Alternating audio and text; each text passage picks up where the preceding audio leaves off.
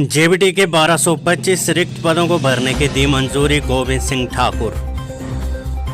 हिमाचल सरकार ने जेबीटी के 1225 रिक्त पदों को भरने की मंजूरी दे दी है। जेबीटी के वर्तमान भर्ती एवं पदोन्नति नियमों के अनुसार 467 पदों को भरने के लिए हिमाचल प्रदेश कर्मचारी चयन आयोग हमीरपुर को अधियाचना भेज दी गई है। शेष 758 पदों को भरने के लिए सभी जिला उप निदेशकों को वर्तमान भर्ती एवं पदोन्नति नियम के अनुसार बैच वाइज आधार पर काउंसलिंग करने के निर्देश भी जारी किए गए। भाजपा विधायक सुरेंद्र सोरी के सवाल का लिखित जवाब देते हुए शिक्षा मंत्री गोविंद सिंह ठाकुर ने ये जानकारी दी है। आज की दूसरी खबर, विपिन परमार बोले कोरोना काल में हुए इस मानसून सत्र में कई ऐतिहासिक कार्य हुए।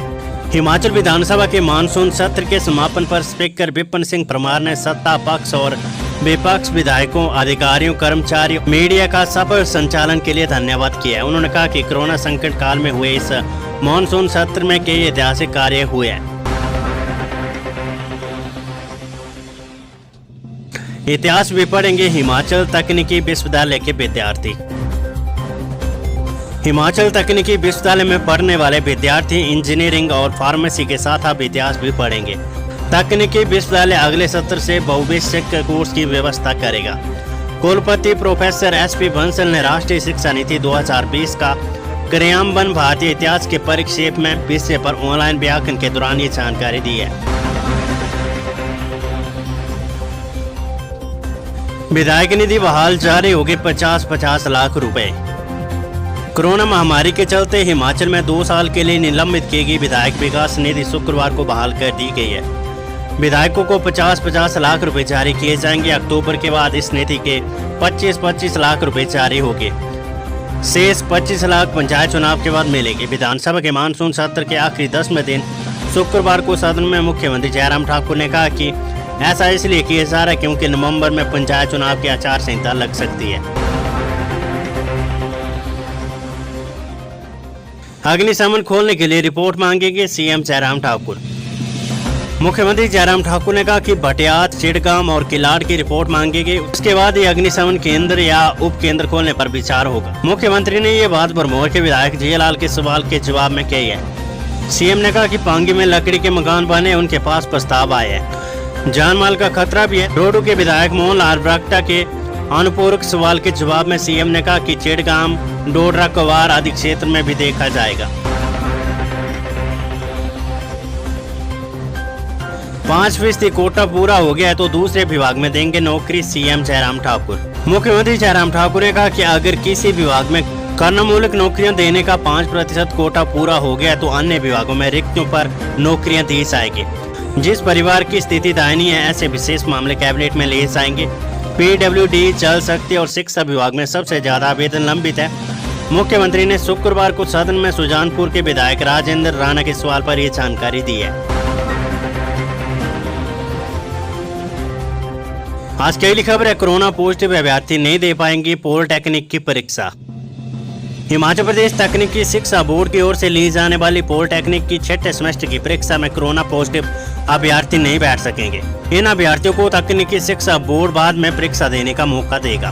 प्रदेश में 25 सितंबर से प्रदेश तकनीकी शिक्षा बोर्ड धर्मशाला 6ठे सेमेस्टर व अंतिम सेमेस्टर की परीक्षाएं सहित पहले से 6ठे सेमेस्टर की अनुपूरक परीक्षाएं ले रहा है। इन परीक्षाओं में सूबे के 7800 अभ्यर्थी 40 परीक्षा केंद्रों में परीक्षा देंगे। परीक्षार्थियों को साथ लानी होगी पानी की बोतल। बोर्ड की माने तो वार्षिक परीक्षा के दौरान कोविड-19 की गाइडलाइन का ध्यान रखा जाएगा।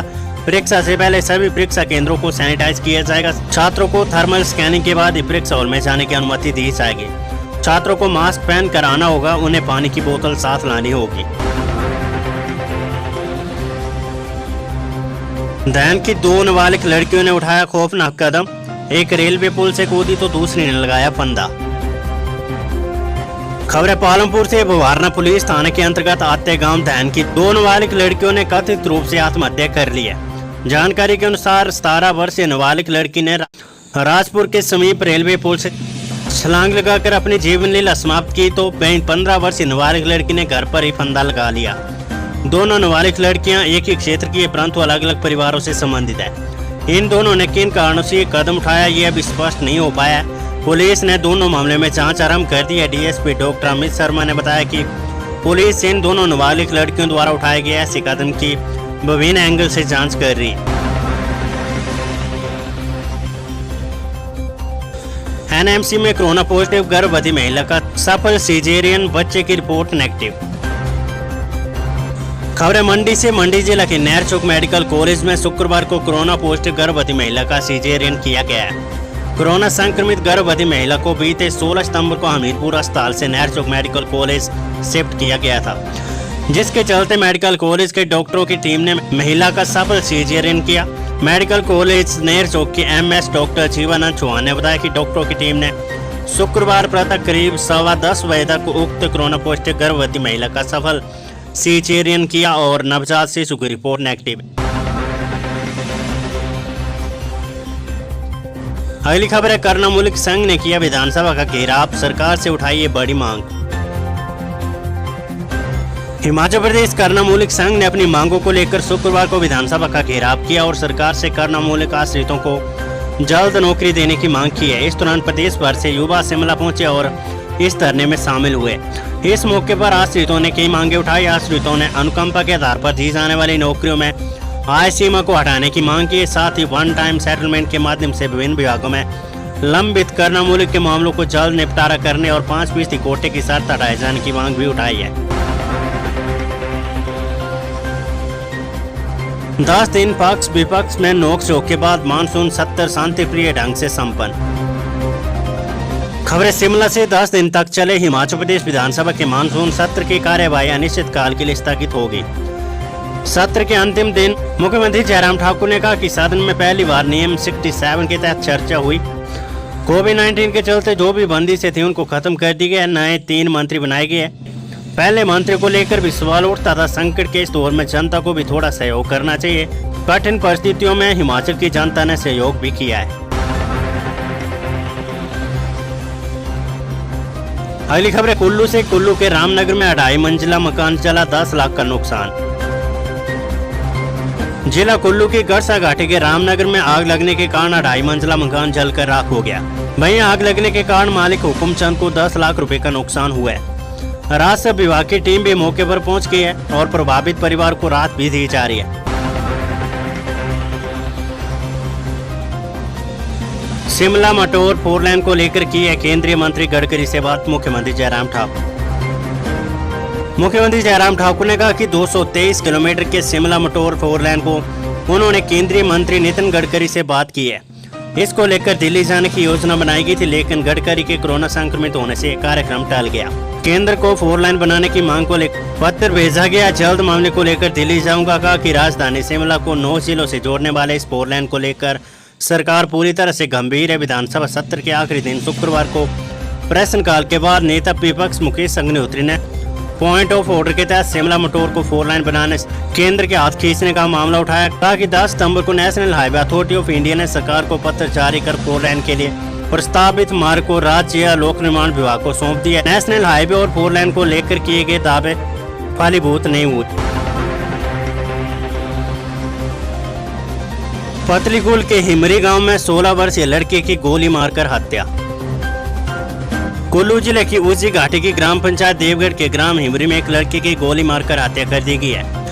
लड़के के शव पर कई जगह बंदूक के छर्रे मिले। पुलिस ने मृतक के परिजनों की शिकायत के आधार पर केस दर्ज कर छानबीन शुरू कर दी है।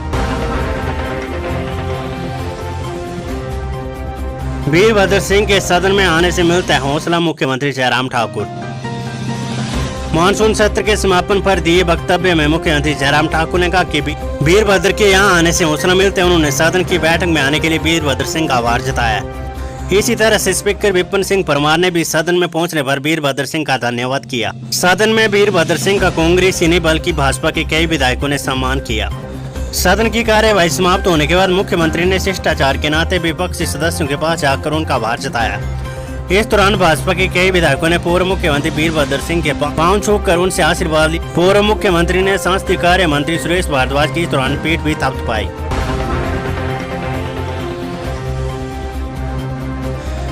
सड़क हादसे में कार सवार 4 युवकों की मौत। राजधानी शिमला के कुसुमपट्टी विधानसभा क्षेत्र के तहत साधु पुल के पास सड़क हादसे में 4 युवकों की मौत होगी। हादसे में कार की पर खचे उड़ के चारों युवकों ने मौके पर ही दम तोड़ दिया। मृतक की पहचान तेजिंदर सिंह नेगी उम्र 28 पुत्र शेर सिंह भावानगर किन्नौर, साहिल कमर उम्र 28 पुत्र प्रेम सिंह निवासी धर्मपुर, अमन नेगी उम्र 32 वर्ष पुत्र विजय सिंह अनंत बिहार समरून और विप्र ठाकुर उम्र 33 पुत्र ब्रजेश ठाकुर पेश टू समरूप निवासी के रूप में हुई है। कोरोना वायरस पीक पर पहुंचा तो सहयोग की जरूरत, सीएम ने विधायकों से किया आग्रह। मुख्यमंत्री जयराम ठाकुर ने कहा कि कोविड-19 का दौर अभी समाप्त नहीं हुआ है। कोरोना के मामलों की बढ़ोतरी हुई, तब तक ये दौर पूरी तरह से समाप्त नहीं होता है, तब तक सजग रहने की जरूरत है। उन्होंने सदन में आग्रह किया कि चुने हुए प्रतिनिधियों की बात जनता सुनती है। मानसून सत्र के समापन पर सीएम ने कहा कि सरकार को पंचायतों और अन्य संस्थाओं और अन्य तमाम लोगों से सहयोग की जरूरत है। एक ही दिन में रिकॉर्ड 10 कोरोना संक्रमितों की मौत, 292 नए मामले। ये खबर कल रात 12 बजे तक।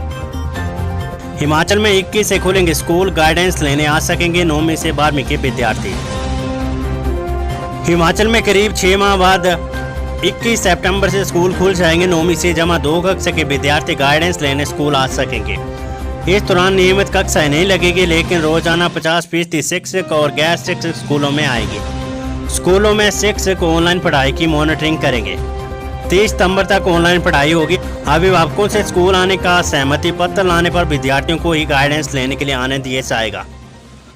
इसकी मंजूरी प्रिंसिपल और संबंधित विषय के शिक्षक देंगे। स्कूल आने से पहले शिक्षक से आने के लिए समय के लिए संपर्क करना होगा। शुक्रवार को मुख्यमंत्री जयराम ठाकुर की अध्यक्षता में हुई कैबिनेट बैठक में ये फैसला हुआ है। इस वीडियो को लाइक करें, हमारे चैनल को सब्सक्राइब कर बेल आइकन जरूर प्रेस करें हमारी न्यू वीडियो सबसे पहले देखने